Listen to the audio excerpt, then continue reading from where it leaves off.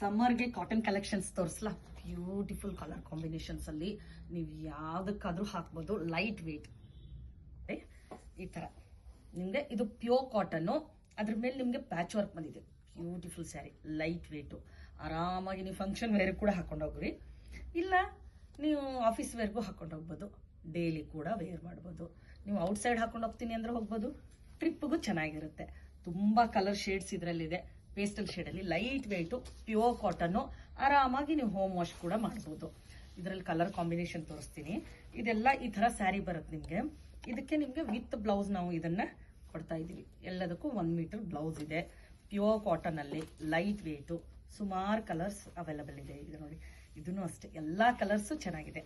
ಇದು ಈ ತರ ಲ್ಯಾವೆಂಡರ್ ಕಲರ್ ಅಲ್ಲಿ ತುಂಬಾ ಚೆನ್ನಾಗಿದೆ. ಎಲ್ಲ ಹೋಲ್ ಸ್ಯಾರಿ ನಿಮ್ಗೆ ಇದೇ ತರ ಪ್ಯಾಚ್ ವರ್ಕ್ ಅಲ್ಲಿ ಬರುತ್ತೆ. ಮಧ್ಯದಲ್ಲಿ ಬುಟಾಸ್ ಬರುತ್ತೆ.